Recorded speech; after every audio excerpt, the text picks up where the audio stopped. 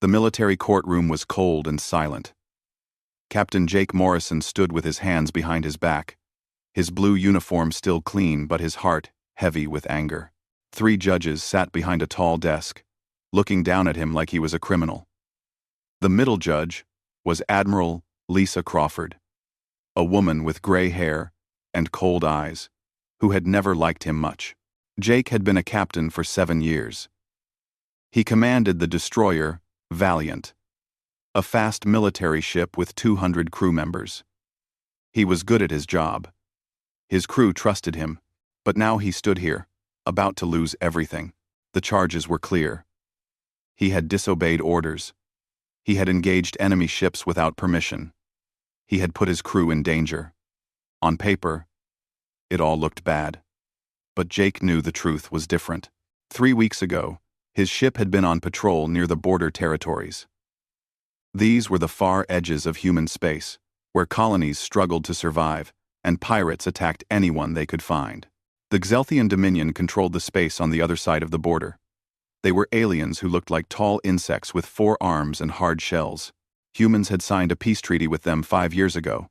But Jake knew that treaty was worthless. That day, his communications officer had picked up a distress signal. A civilian transport ship was under attack. 200 innocent people were about to die. The transport had families, children, workers, heading home from the mining stations. They were screaming for help. Jake had checked his orders. They were clear. Do not engage Xelthian forces. Avoid any conflict that might damage the peace treaty.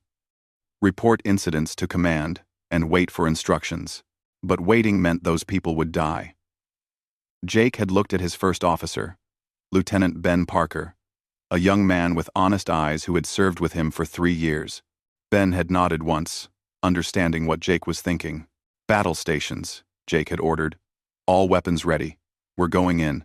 The fight had been quick and brutal. The Xelthian raiders had 3 small attack ships. The Valiant was bigger and stronger. Jake's crew fought like they always did, with skill and courage. They destroyed 1 raider and damaged the other 2, badly enough that they ran away. The civilian transport was saved. 200 lives continued. Jake had known what would happen next. He had known the moment he gave that order that his career was over, but he would make the same choice again. Now Admiral Crawford read from a datapad in her hands. Her voice was flat and emotionless. Captain Morrison, you violated direct orders from Fleet Command. You engaged hostile forces during a time of peace. You risked your ship and crew for a matter that was not your responsibility. Do you have anything to say in your defense? Jake looked up at her. Those people were calling for help. I had the power to save them. So I did. The peace treaty with the Xelthian Dominion is fragile, Crawford said. Your actions could have started a war. Millions of lives depend on maintaining good relations with the Dominion. You put your personal feelings above the greater good. The greater good? Jake felt his anger rising. Admiral, the Xelthians have been attacking our colonies for 2 years. I've seen the reports. Everyone in the fleet has seen them. Command just keeps hiding the truth and pretending everything is fine. Crawford's eyes went cold. You are out of line, Captain. Am I? Jake took a step forward. The guards on either side of him tensed. How many colonies have gone silent in the past year? How many distress calls have been ignored? How many people have died while we sit back and do nothing because we're afraid to admit the treaty is a lie? Captain Morrison, you will be silent, Crawford snapped.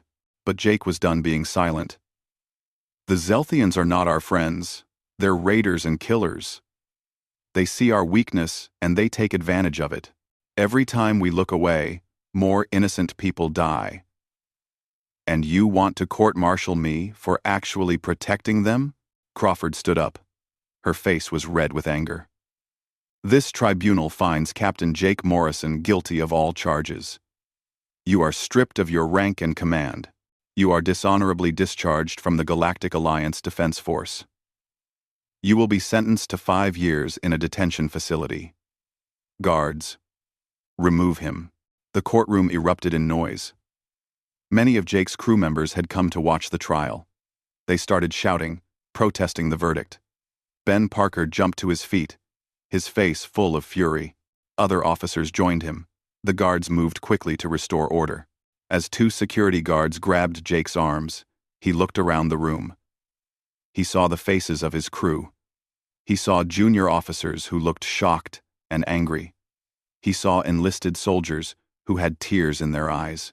These were good people who knew right from wrong. They understood what had really happened. One guard pulled Jake toward the door. As he walked, he caught Ben's eye. His first officer mouthed two words. Not over. Oh. 6 months had passed since the court-martial. Jake Morrison sat in his prison cell on Arcturus Prime, a small moon that orbited a gas giant far from Earth. The prison was built into the rock of the moon itself, deep underground, where escape was impossible. 200 other prisoners lived here, mostly military personnel who had broken various rules and laws. Jake's cell was tiny. A bed, a sink, a toilet, and a small desk. The walls were gray metal. A single light in the ceiling never turned off completely, just dimmed at night. He had no window, no view of space, nothing but gray walls and endless time. But Jake was not completely cut off from the outside world. He had made friends with a guard named Carl, an older man who had served in the fleet 20 years ago. Carl had a grandson on one of the frontier colonies. He knew what the Zelthians were really doing out there. Sometimes, Carl brought Jake news from the outside, information that was not on the official feeds. Today, Carl stopped by Jake's cell during the evening rounds. He looked nervous, checking over his shoulder before speaking in a low voice. "Captain, you need to hear this," Carl said quietly. "Something big happened 3 days ago. The colony on New Portland went dark. All communications stopped. No distress signal. Nothing." Jake stood up from his bed. "How many people live there?" 15,000. Families, workers, everyone. Carl's voice was shaking. "Command sent a ship to check yesterday. They found nothing. The whole colony was destroyed. Every building burned. Every person dead or missing." Jake felt sick. 15,000 people. He gripped the bars of his cell. "What is Command saying about it?" Jake felt sick. "They're calling it an accident. A reactor malfunction or something. But the people who went there, the crew who saw it, they're saying it was an attack. Zelthian weapons, signatures everywhere. It was a massacre, Captain. And Command is covering it up," Jake said. It was not a question. "Yes, sir. But people are angry. Officers are questioning orders. Some captains are refusing to follow patrol routes that leave colonies undefended. Your old first officer, Lieutenant Parker, he's been collecting evidence. He's got proof of dozens of attacks that Command has hidden." Jake looked at Carl. "Why are you telling me this?" "Because things are changing, Captain. The fleet is splitting. People are choosing sides. Some are standing with Command, saying we have to maintain peace no matter what.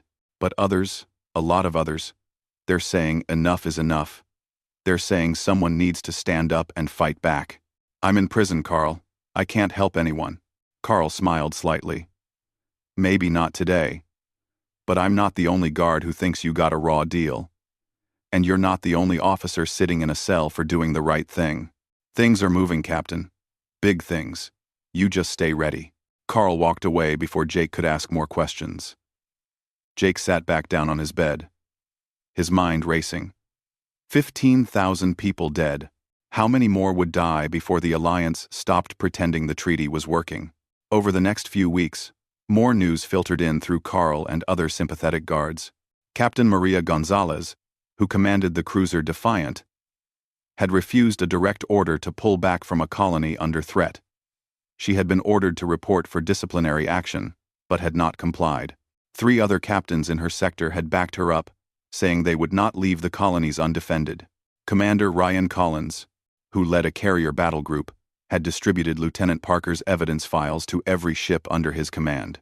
The files showed 2 years of Zelthian attacks, all documented, and all ignored by Alliance leadership. Hundreds of incidents. Thousands of casualties. Alliance Command tried to shut down the leaks and arrest the officers involved. But it was too late. The information had spread too far. Junior officers were organizing protests. Enlisted crews were refusing to follow orders they thought were wrong. The fleet was fracturing. Then, one night, Jake woke up to find his cell door standing open. He sat up quickly. Confused. Had he forgotten to hear the lock? Was this some kind of test? Ben Parker stepped into view. He was not wearing a uniform. Instead, he wore dark civilian clothes. His face was grim, but determined. Ben? Jake could not believe what he was seeing. What are you doing here? Getting you out, sir. We don't have much time. How did you even get into this facility? Carl left the security door unlocked. The surveillance system has a convenient malfunction. The patrol schedule has a gap. We have about 20 minutes before anyone notices. Jake stood up. This is crazy. You'll be court-martialed just like me. Worse. Probably. They'll call you a traitor. They're already calling us traitors, sir. Everyone who speaks up. Everyone who questions the treaty. Everyone who wants to actually protect the colonies. We're all traitors now. Ben handed Jake a bundle of clothes. Get changed. We have a shuttle waiting. Jake changed quickly, his hands shaking slightly. Where are we going? Jake? Somewhere safe. Somewhere we can plan. Plan what? Ben looked Jake straight in the eyes. A resistance, sir. A real one. We have 17 ships ready to break away from Alliance Command. Captains who are done following orders that get people killed. We have support from colony defense militias. We have civilian engineers who can keep our ships running. What we don't have is a leader. Someone the fleet respects. Someone who showed them it's possible to choose, right over wrong. You want me to lead a rebellion against the Alliance? No, sir. I want you to lead a defense force for the people the Alliance abandoned. The colonies need protection. The treaty is a lie. The Zelthians are killing our people. Someone has to stop them. Command won't do it, so we will. Jake thought about the 200 people he had saved. He thought about the 15,000 who had died on New Portland. He thought about all the colonies on the frontier, living in fear, sending distress signals that nobody answered. How many officers are involved in this? Jake asked. More every day. After New Portland, people are done waiting. Captain Gonzalez is with us. Commander Alex Turner resigned his post yesterday and joined. Lieutenant Claire Bennett has been building a secure communication network. We have people on dozens of ships, all waiting for the word to move. The Alliance will hunt us. They'll send everything they have. I know, sir. This is dangerous. We could all die. But doing nothing while people get slaughtered, that's not an option anymore. Jake looked at the open cell door. Behind him was safety, or at least survival. 5 years in prison, then released to live a quiet civilian life. Ahead was danger, possible death, and the certainty of being labeled a criminal by the government he had served for 14 years. But ahead was also the chance to actually save lives, to protect the innocent, to fight back against an enemy that had been given a free hand to murder with impunity. All right, Jake said. Let's go. They moved quickly through the prison corridors. Carl was waiting at a checkpoint, and he nodded as they passed. 2 other guards looked away deliberately. They reached an outer door that led to the surface landing pad. A small shuttle waited there, its engines already warming up. Inside the shuttle, 3 other people waited. Commander Turner, a tall man with sharp eyes and graying hair. Lieutenant Bennett, a young woman with red hair, pulled back in a tight bun, and a pilot Jake did not recognize, a civilian by the look of his clothes. Captain Morrison, Turner said, standing to salute. It's an honor, sir. Save the honors for later, Jake said. Right now, we need to get off this moon. Before security notices. I'm gone. The pilot nodded, and lifted the shuttle off the pad. Within minutes, they were clear of the moon's weak gravity and accelerating into open space. Jake looked back at Arcturus Prime, the prison that had held him for 6 months. Probably, he thought. But if he did, at least it would be for fighting back instead of doing nothing. "Where are we going?" he asked Turner. "The Keller Belt. Asteroid field about 2 days from here. We have a hidden base there." The Keller Belt was a massive field of asteroids spinning around a dead star. Thousands of rocks, some as small as houses and others as large as moons, drifted in the darkness. It was the perfect place to hide. Sensors had trouble picking out ships from all the metal and ice in the asteroids. Pirates had used this place for decades. Now, it was home to a rebellion. Jake stood on the bridge of his new flagship, a destroyer that had been renamed Freedom's Call. The ship had been the Vigilant before, but her captain and crew had voted to leave Alliance service and join the Resistance. They had painted over the old name and stripped off the Alliance insignia. Now the ship flew under Jake's command. Through the view screen, Jake could see the other vessels floating nearby. 17 ships in total, just like Ben had promised. Most were destroyers and frigates, fast attack ships built for patrols and quick strikes. There were a few corvettes, small but deadly, and one heavy cruiser, the Defiant, commanded by Captain Maria Gonzalez. Ben walked up beside Jake, holding a data pad. "Captain, we have crew rosters finalized. Total personnel across all ships comes to about 4,000.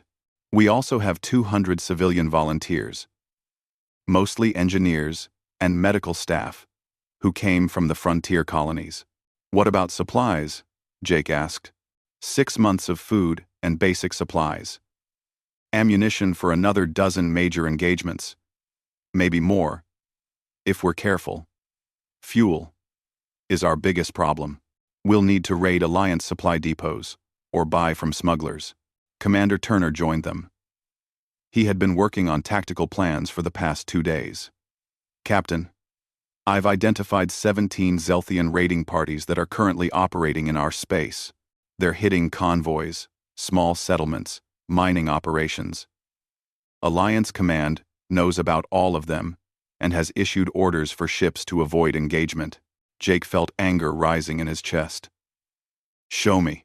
Turner brought up a star map on the main display. Red dots marked Xelthian positions. Blue dots marked Alliance ships, most of which were deliberately positioned far from the raiders. Green dots showed human colonies and stations, many of them close to the red enemy markers.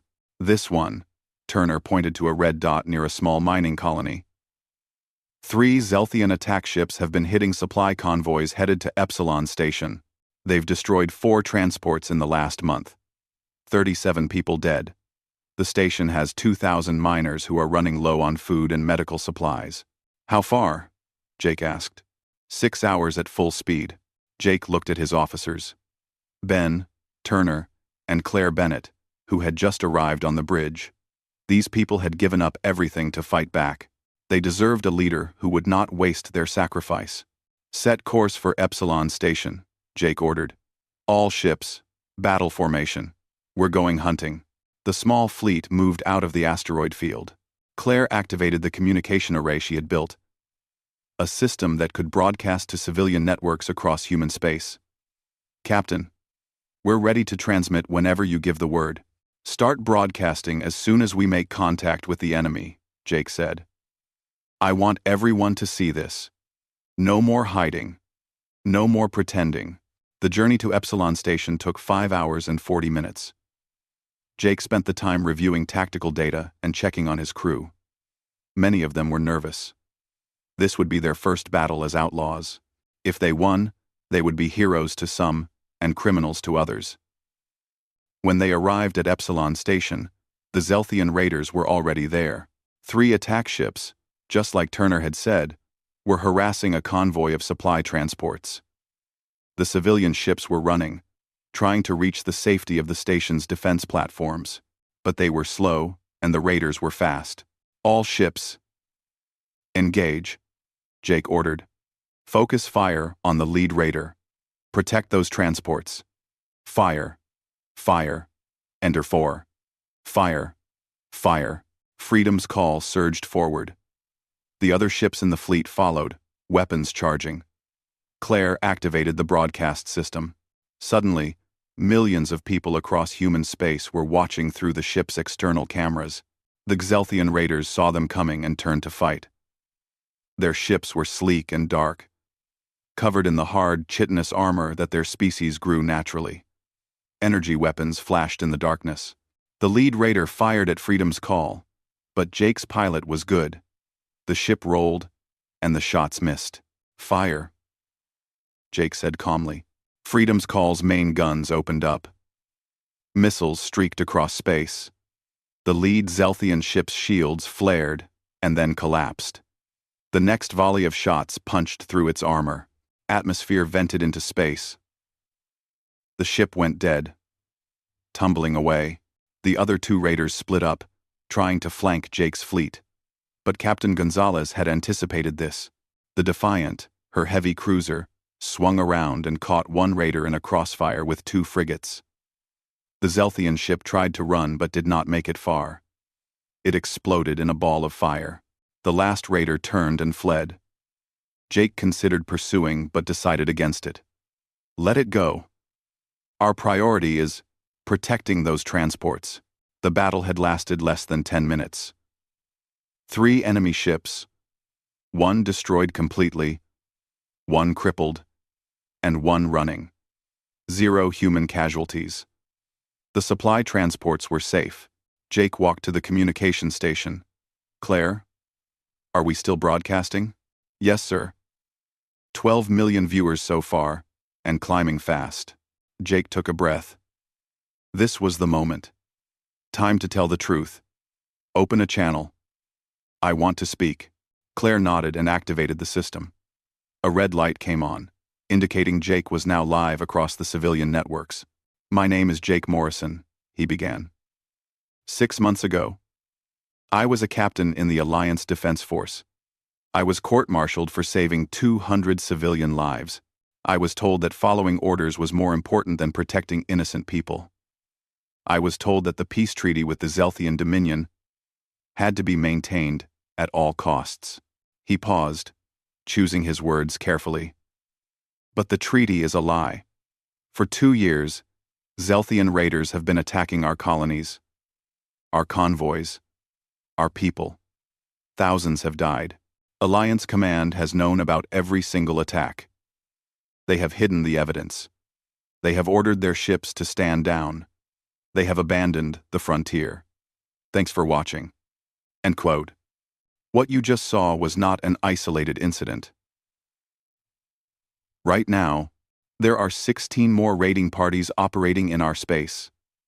They are attacking, while Alliance ships stay away. They are killing our people, while our government pretends nothing is wrong. We are not traitors. We are not criminals. We are officers and crew who refuse to follow orders that result in the murder of innocents. We will defend the colonies. We will engage the Xelthians wherever we find them. And we will broadcast every battle so that everyone can see the truth. To the people on the frontier, help is coming. You are not forgotten. You are not alone. To Alliance Command, your lies are over. The truth is coming out whether you like it or not. To my fellow officers still serving, search your conscience. Ask yourself what you signed up for. Was it to follow orders blindly? Or was it to protect people? The choice is yours. Jake cut the transmission. For a moment, the bridge was silent. Then, the crew began to cheer. They had won their first battle as a rebel fleet, and they had done it while the whole galaxy watched. But Jake knew this was just the beginning. Alliance Command would not take this lying down. They would do everything in their power to stop him. Over the next 3 weeks, Jake's fleet struck 5 more times. They hit Xelthian raiders at 3 different colonies, saving hundreds of lives. They escorted supply convoys through dangerous space. They responded to distress signals that Alliance ships ignored. and every single operation was broadcast live to the public. The response was explosive. Protests erupted on Earth and the core worlds. Civilians demanded answers from their government. Politicians who had supported the treaty found angry crowds outside their offices. The media, which had mostly repeated Alliance propaganda, started asking difficult questions. More importantly, Alliance military personnel started to defect. First, it was individuals, officers, and crew who stole shuttles and disappeared. Then it was small groups, entire watch shifts abandoning their posts. Finally, whole ships began to join the rebellion. The destroyer Hammer and its entire crew mutinied against their captain and flew to join Jake. 2 frigates from the Border Patrol did the same. A supply ship brought ammunition and food. Within a month, Jake's fleet had grown from 17 ships to 43. Alliance Command issued orders for all ships to engage and destroy the rebels on sight. Admiral Crawford personally led a task force to hunt down Jake's fleet. But the orders were not followed everywhere. Some captains refused to fire on fellow officers. Others claimed they could not locate the rebels. A few openly defied the orders and faced arrest. The alliance was fracturing. Years of corruption and lies had created cracks in the foundation. Jake's rebellion was breaking it open for everyone to see. The question now was whether those cracks would split the alliance apart completely, or whether the structure would hold together long enough to crush the rebellion. 8 months had passed since Jake's escape from prison. His rebellion had grown beyond anything he had imagined. The fleet now numbered 97 ships, with more joining every week. They had established a permanent base in the Keller Belt, with repair facilities and supply depots hidden among the asteroids. Civilian support from the frontier colonies was strong. Engineers volunteered their time. Merchants sold supplies at cost or donated them outright. Families sent messages of thanks, but the situation was getting worse, not better. The Zelthian Dominion had responded to Jake's attacks by sending heavier forces into human space. They were no longer sending small raiding parties. Now they deployed battle groups with destroyers and cruisers. They attacked larger targets. The casualties were mounting on both sides. Alliance Command, under pressure from the public and their own military, had finally acknowledged the Zelthian attacks. But instead of fighting back against the Dominion, they blamed Jake's rebellion for provoking the enemy. Admiral Crawford had declared Jake and his followers to be enemies of humanity. She claimed that the rebellion was making things worse, forcing the Zelthians to escalate their raids. It was a lie, of course. Jake had evidence showing that the Zelthians had been planning major offensives for years, but the Alliance propaganda machine was powerful. Many people, especially on the safe core worlds, believed the official story. Jake stood in the command center of the base, looking at a tactical display. Commander Turner was pointing to a sector map. His face grim. "Captain, we have a problem.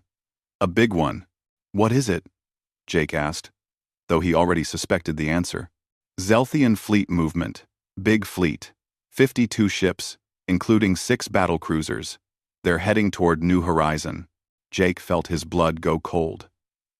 New Horizon was an agricultural world with 3 million people. It produced grain and other food crops that fed a dozen other colonies. It was lightly defended, with only orbital platforms and a small garrison. How long until they arrive? 18 hours. Maybe less. Ben Parker, who had been promoted to Jake's second in command, stepped forward. "Captain, we can't stop 52 ships.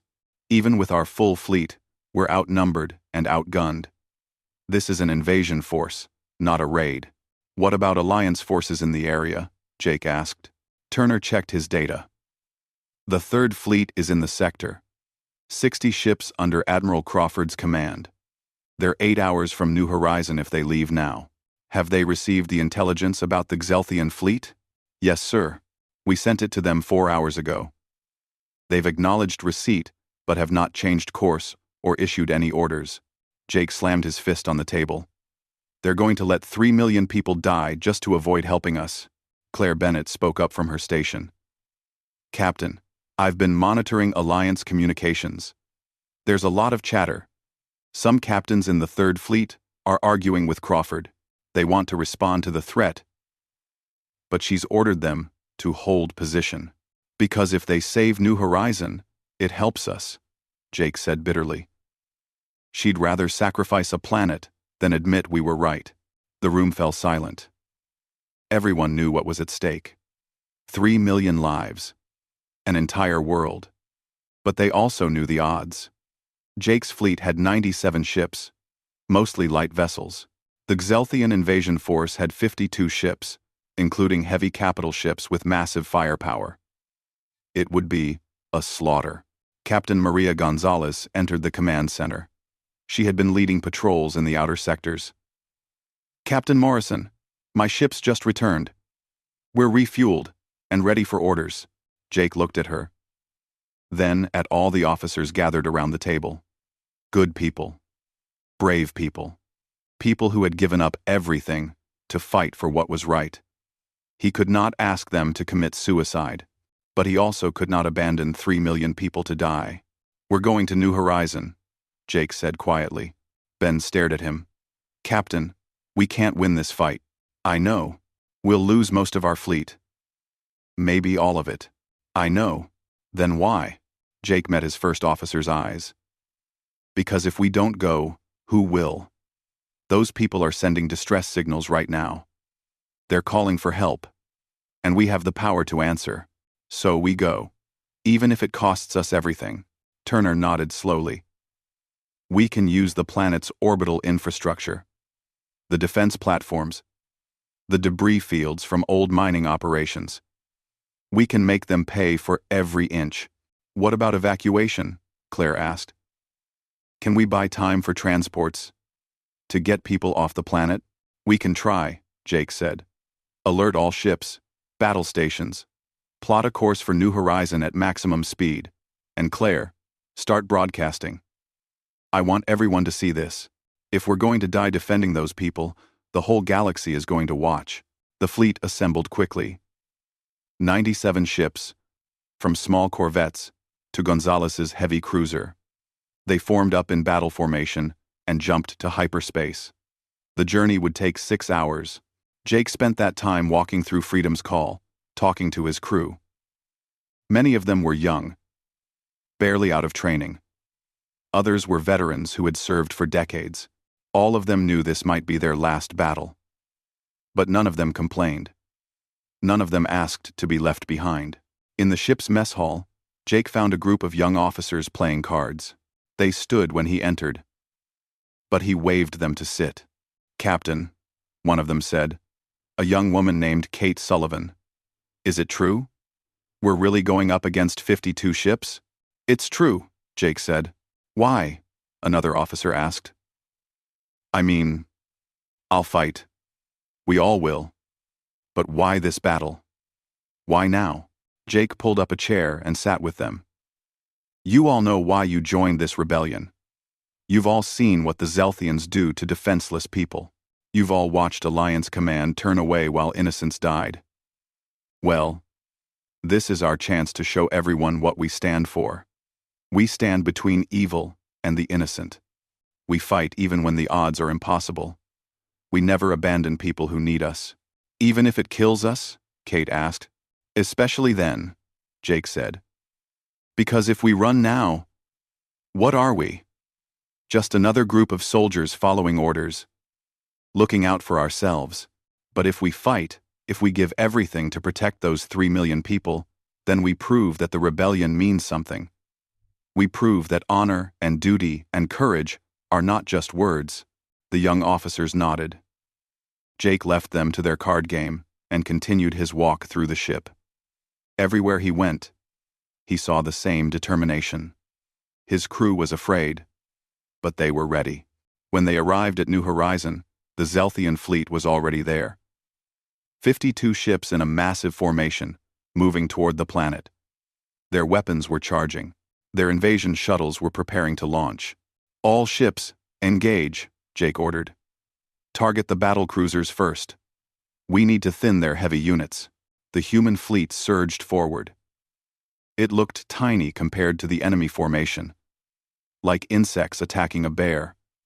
But the insects had stingers. Freedom's Call led the charge.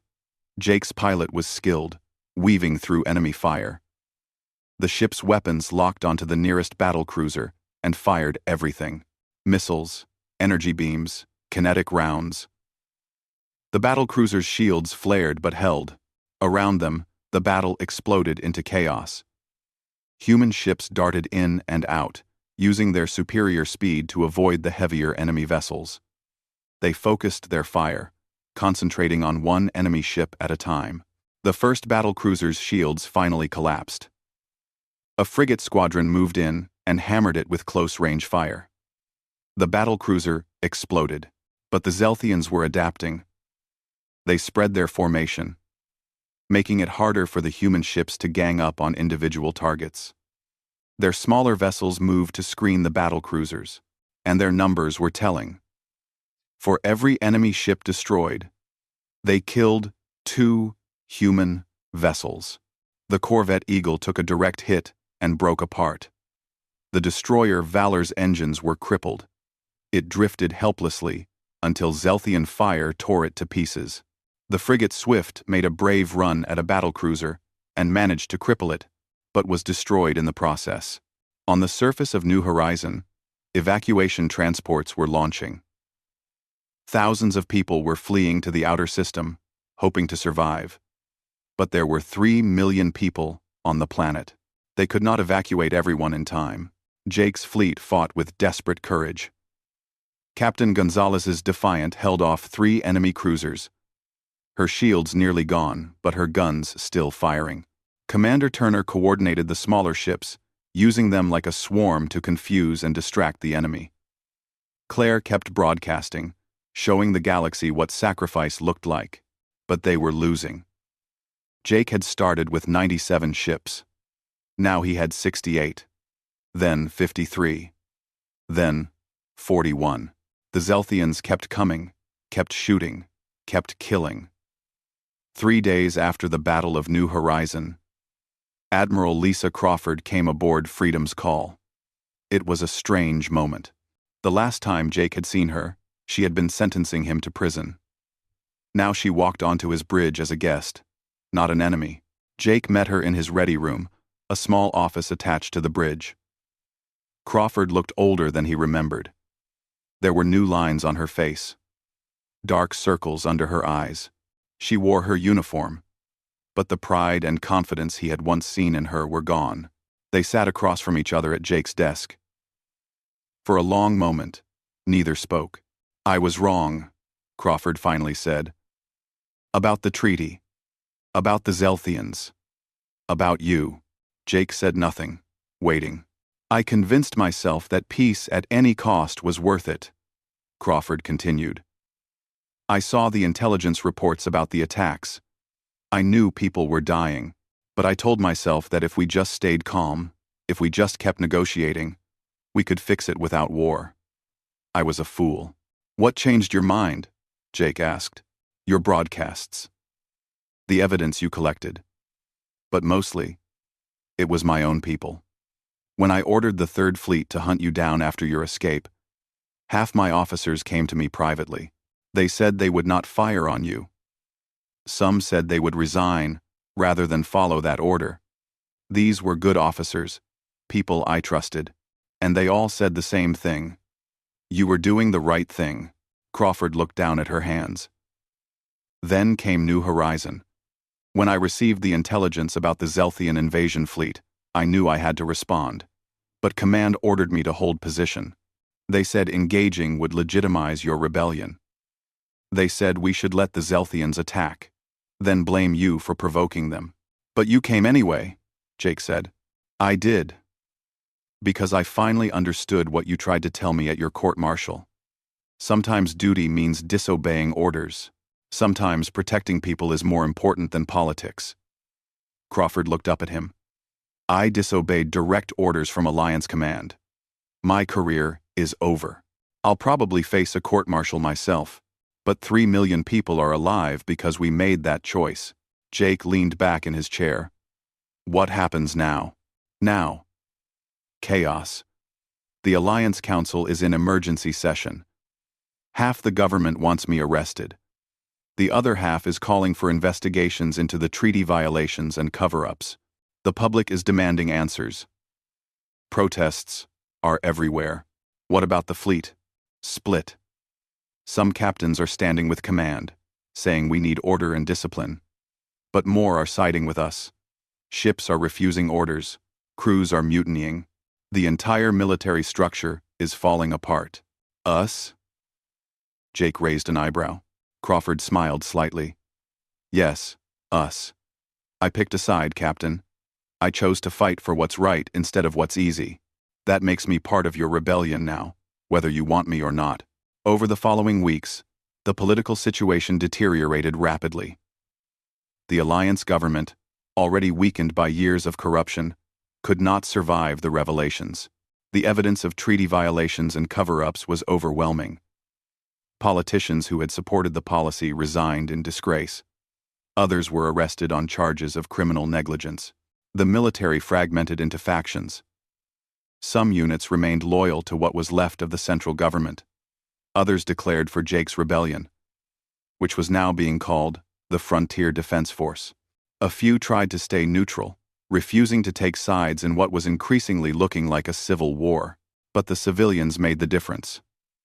The people on the frontier colonies, who had lived with Xelthian attacks for years, overwhelmingly supported Jake. They sent supplies, volunteers, and intelligence. More importantly, they sent political pressure.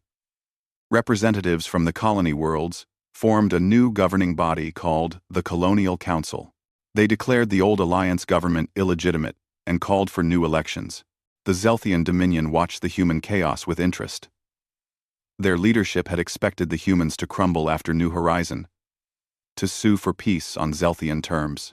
Instead, they saw a species tearing itself apart and rebuilding into something potentially more dangerous.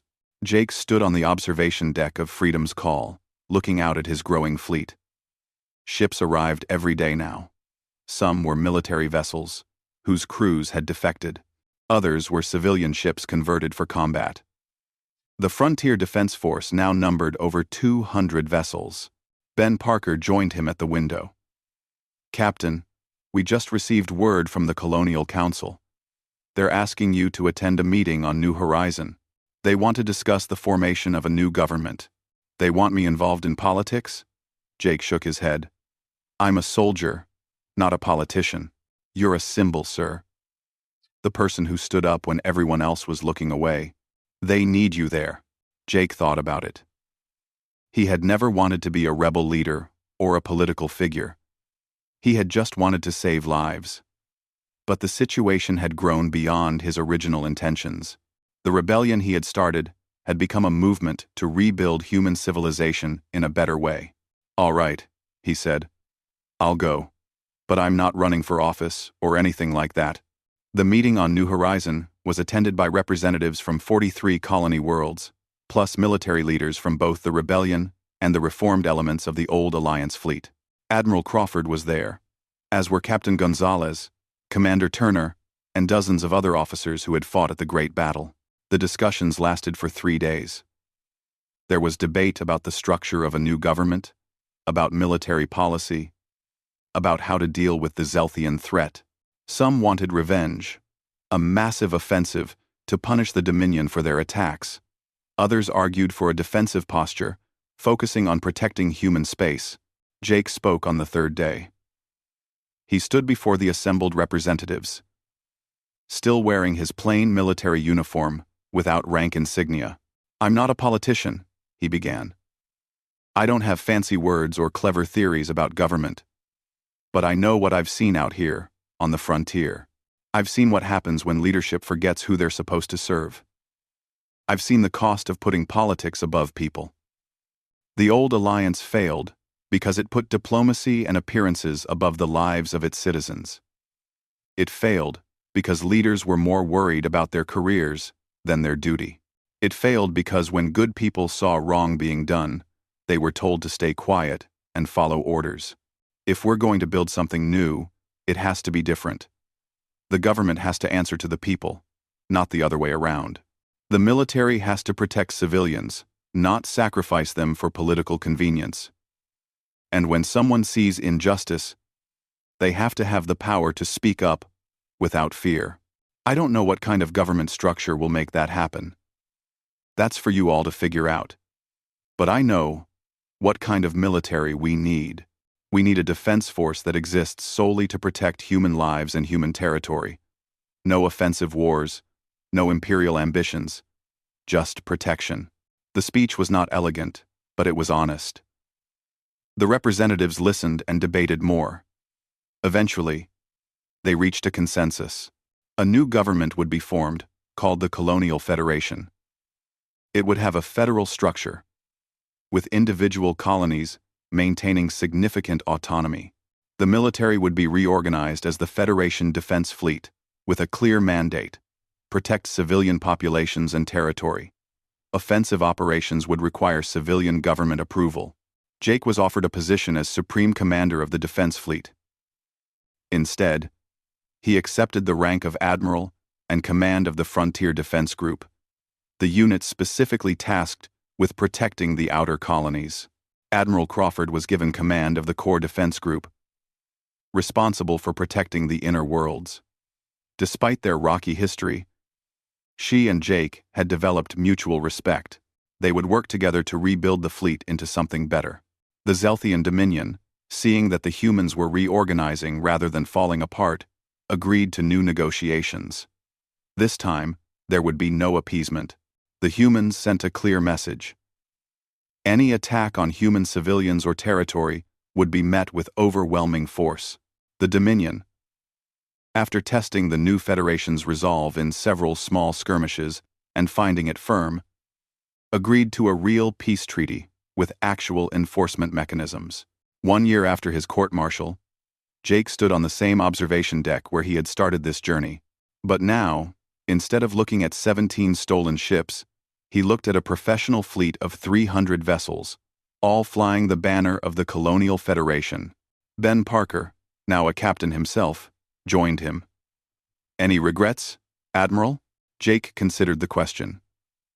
He had lost his original career, his reputation in the old alliance. He had seen thousands of people die in the battles that followed. The cost had been terrible, but the colonies were safe now. The government was answerable to the people. The military protected civilians instead of abandoning them. When someone sent a distress signal, help actually came. "No," Jake said. "No regrets. We did what we had to do." "What's next?" Jake smiled. "Now we do the job right. We protect people. We maintain the peace.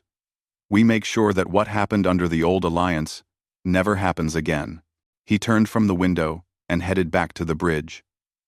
There, where 5 years had passed since the formation of the Colonial Federation, Jake Morrison, now a senior admiral, walked through the corridors of the new Federation headquarters on New Horizon. The building was modest compared to the old Alliance capital structures, but it was functional and honest. No gold decorations or marble floors, just clean lines and practical design. He was here for a ceremony he had tried to avoid. The Federation Council had decided to award medals to the officers and crew who had fought in the rebellion. Jake thought it was unnecessary. They had all just done their duty. But the politicians insisted, and the public wanted it. So he would attend and accept the medal and give a speech. The ceremony hall was filled with people. Veterans who had fought in those desperate early battles. Civilians who had supported the cause. Young officers who had joined the defense fleet after it was reformed. Jake recognized many faces. Captain Maria Gonzalez was there, now an admiral herself.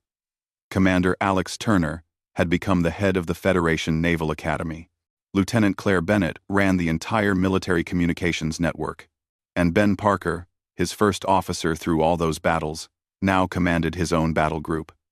Jake was proud of him. Ben had grown from a young lieutenant following orders into a leader who thought for himself and made hard choices when necessary. The Federation president, a woman named Linda Hayes from the agricultural colonies stepped up to the podium. She was not a professional politician. Before the rebellion, she had been a farmer. But the people had elected her because she represented the values they wanted in their government: honesty, common sense, and a commitment to serving the public rather than herself. Today we honor the people who changed our civilization, President Hayes began. 5 years ago, our government was corrupt. Our military had lost its way. Thousands of innocent people were dying while those in power looked away. It took courage to stand against that. It took sacrifice. She gestured to Jake and the other veterans in the front row. These people risked everything. They gave up careers, homes, safety. Many gave their lives. They did it not for glory or power, but because they believed that protecting the innocent was more important than following corrupt orders. Admiral Jake Morrison was court-martialed for saving 200 lives. The government called him a criminal, but he was right, and they were wrong. His actions sparked a movement that transformed our society. Today, we have a government that answers to the people. We have a military that protects civilians. We have justice and accountability. President Hayes called Jake up to the podium. The crowd stood and applauded. Jake walked up, uncomfortable with the attention. He had never been good at public speaking. He preferred the bridge of a ship to a podium. Hayes pinned the medal to his uniform and shook his hand. Then she stepped aside, and Jake faced the crowd. He had prepared a short speech. But looking at all those faces, he decided to speak from his heart instead. "Thank you for this honor," Jake said. "But I want to be clear about something. I am not a hero. I just did what any decent person should do. I saw people in danger, and I helped them. That should not be remarkable. That should be normal. The real heroes are the people who supported the rebellion when it would have been easier to stay silent. The civilians who sent supplies when they had little themselves. The junior officers who questioned their superiors. The crew members who stayed at their posts during impossible battles. The families who lost loved ones, but continued to believe in the cause. 5 years ago, we made a choice. We chose to rebuild our civilization based on principles instead of convenience. We said that protecting people matters more than political games. We said that duty means doing what is right, not just what you are told. And we said that when leadership fails, good people have the responsibility to stand up. Jake paused, gathering his thoughts. But our work is not finished. We have built a better system, but systems can always fall back into corruption if people stop paying attention. We have to remain vigilant. We have to keep holding our leaders accountable. We have to remember why we fought and what we fought for. To the young officers in this room, you inherited a defense fleet that learned hard lessons. We learned that following orders blindly can lead to evil. We learned that courage sometimes means disobeying. But we also learned that with that freedom comes responsibility. You must think for yourselves, but you must also be willing to face consequences for your choices. To the civilians, never stop demanding accountability from your government. Never accept easy lies over hard truths. And never forget that you have the power to change things if you are willing to stand together. And to everyone, remember that what we built here was not built by one person. It was built by thousands of people, making small choices to do the right thing. That is how change happens. Not through heroes, but through ordinary people having the courage to act. Jake stepped away from the podium. The crowd applauded again, but he barely heard it. He was thinking about all the people who had died in the rebellion.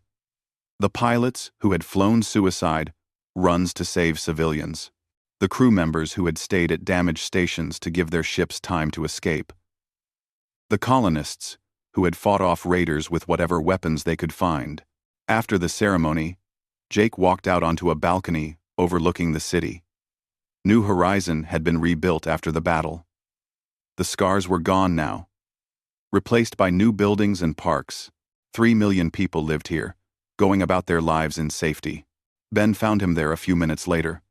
"Admiral, there is something you should see." He handed Jake a data pad. On the screen was a news report from the Zelthian Dominion. The report was in their language, but there was a translation. The Zelthian government had just signed a major trade agreement with the Colonial Federation. More than that, they had issued a formal apology for the attacks on human colonies.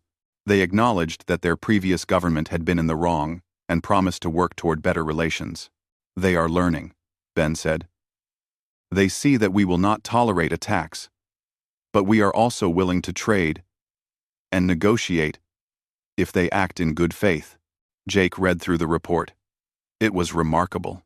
The Zelthians had spent centuries as raiders and conquerors. But facing a united and determined human civilization, they had chosen a different path. "Strength and principles," Jake said. "That is what makes peace possible. Not weakness disguised as diplomacy, but actual strength combined with fair dealing." "Do you think it will last?" Ben asked. "I think it has a chance. Better than before, anyway. Both sides know where we stand now. Clear rules, clear consequences, but also clear benefits to cooperation." They stood in comfortable silence for a while, watching the sun set over New Horizon. "Captain, I mean Admiral, do you ever think about how different things could have been if you had not engaged those raiders that first time? If you had just followed orders?" Jake had thought about it many times. 200 people would have died that day. The attacks would have continued. The Alliance would have kept covering it up. Eventually, it would have collapsed anyway, probably in a much worse way. Sometimes, one person making one choice at the right moment can change everything. Or the wrong choice can make things worse, Ben pointed out. True. That is why it matters who makes the choice and why they make it. I was not trying to start a rebellion. I was just trying to save lives. But because that choice was based on the right principles, it led to good outcomes. If I had been motivated by ambition or revenge, it might have ended very differently. Ben nodded thoughtfully. They are teaching about you at the academy now. Your court-martial is part of the ethics curriculum. Students debate whether you were right to disobey orders. Jake smiled. Good. They should debate it. Every officer should think hard about when it is right to follow orders and when it is right to disobey. There is no simple answer. That is what makes it a real, ethical question. They returned inside, where a reception was being held. Jake endured another hour of handshakes and congratulations before finally escaping back to his ship. Freedom's Call was still his flagship, though it had been upgraded and modernized over the years. The old destroyer was now surrounded by newer, more powerful ships. But Jake preferred to keep it as his command vessel. It reminded him of where the journey had started. On the bridge, his current crew was running the evening watch. They were young officers, most of them trained at the new academy. They had never known the corrupt, old Alliance. To them, the Federation way of doing things was normal. Jake hoped they would never have to make the kinds of choices he had made. He hoped they would serve their careers in peace, protecting people without having to fight massive battles or rebel against corrupt authority. But he also knew that every generation faced its own challenges. These young officers would have their own tests, their own moments of choice. The important thing was that they had been taught to think, to question, to act according to principles rather than blind obedience. Jake sat in his command chair one last time that day. Tomorrow, the fleet would disperse again to their patrol routes. They would protect the colonies, maintain the peace, and stand ready for whatever threats might come. But tonight, Jake allowed himself a moment of satisfaction. The rebellion had succeeded. The government was just. The people were safe. The military served with honor. It had cost so much. Thousands of lives. Years of conflict. The destruction of an entire government structure. But in the end, they had built something better. Something worth the cost. Jake thought about that first moment, standing on the bridge of the Valiant, hearing that distress call. He had known that helping would cost him his career, but he had also known that doing nothing would cost him his soul. The choice had been simple then, and it was still simple now. Protect the innocent. Stand up for what is right. Accept the consequences of your actions with courage. That was the real legacy of the rebellion. Not the battles won or the government changed, but the principle established. The idea that every person, regardless of rank or position, had a moral duty to act when they saw injustice. Admiral Jake Morrison, the court-martialed captain who had ignited a galactic rebellion, closed his eyes and rested. Tomorrow would bring new challenges, but tonight, he could rest knowing that he had done his duty. And somewhere in the darkness of space, on colonies and stations across human territory, millions of people slept safely because he and thousands of others had made the hard choice to do what was right. That was enough. That was more than enough. That was everything. Patrol routes to plan, training exercises to oversee, and 1,000 other tasks that came with command. But for the first time in years, Jake felt like he was doing what he was meant to do. The court-martial that was supposed to end his career had instead given him the freedom to fight for what was right. The rebellion that started with one ship and one desperate choice had grown into a movement that changed civilization. History would call him the admiral who saved the colonies. But Jake knew the truth. He had not done it alone. Thousands of people had stood up, had made hard choices, had risked everything for what they believed in. That was the real lesson. Change did not come from following rules blindly. It came from people having the courage to do what was right, even when authority said otherwise. Jake returned to his bridge and sat in his command chair. Around him, his crew worked efficiently, monitoring sensors and managing ship systems. Beyond the view screen, the stars shone bright. "Status report," Jake said. "All systems normal, Admiral," Ben replied. "Fleet is assembled and ready for orders. Then let's get to work. We have people to protect." Jake was preparing to order the survivors to retreat when his sensors officer shouted, "Captain! New contacts! Multiple ships dropping out of hyperspace. It's the Third Fleet. It's Admiral Crawford." Jake's heart leaped. He pulled up the tactical display. 60 Alliance warships were entering the battle, fresh and ready. At their head was Crawford's flagship, the massive battleship Sovereign. Crawford's voice came over all frequencies. "All Alliance vessels, engage Zelthian forces. Captain Morrison, Admiral Crawford. We're here to fight alongside you." An enter, N of US, the tide of battle turned instantly. The fresh Alliance ships crashed into the Zelthian fleet like a hammer. The enemy, already tired from fighting Jake's rebellion, could not withstand the assault. They tried to regroup, but it was too late. They were caught between two forces and being torn apart. Jake's remaining ships rallied. Together with the Third Fleet, they pushed the Zelthians back. One by one, the enemy vessels were destroyed or driven off. The battle cruisers, those massive ships that had seemed invincible, fell to concentrated fire. The Zelthian invasion force broke and ran. When the battle ended, Jake sat in his command chair, exhausted. Around him, his crew was cheering. They had won. Against impossible odds, they had won. But Jake looked at the casualty reports and felt no joy. 42 ships lost. Thousands dead. The price of victory was written in blood and fire. Jake stood on the bridge of Freedom's Call, looking at the star map. So many colonies. So many people depending on him and his small fleet. So many battles yet to fight. "Captain," Ben said quietly, "intelligence reports that Admiral Crawford's task force is headed our way. She has 20 ships, including 3 heavy cruisers. They'll be here in 30 hours. Jake nodded. He had known this was coming. Sooner or later, the Alliance would send a force large enough to destroy him. The question was, what he would do about it. "Send a message to all ship captains," Jake said. "Meeting in 2 hours. We need to decide our next move." As Ben went to carry out the order, Jake stared at the stars. Somewhere out there, Crawford was coming for him. Coming to end the rebellion before it grew any stronger. But Jake was not planning to run. Not anymore. The time for hiding was over. E-ships are already waiting. "Others will arrive over the next week. 17 ships," Jake said, "against the Zelthian fleet and potentially our own navy." "What's the plan?" Ben spoke up from his seat.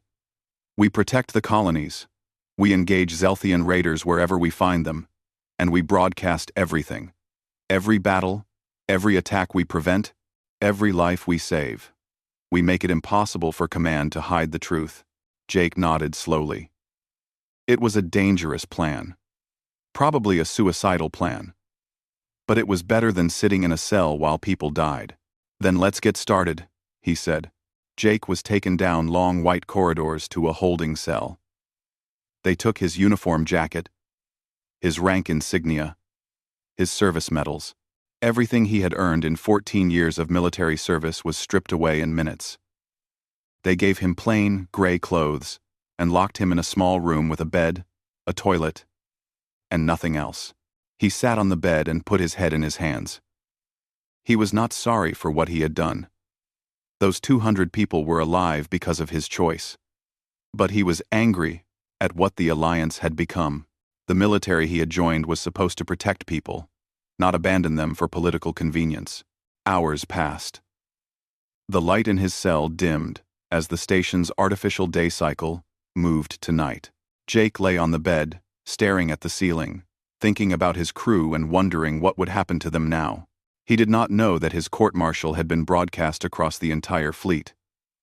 He did not know that thousands of officers and soldiers had watched and were now questioning their own orders.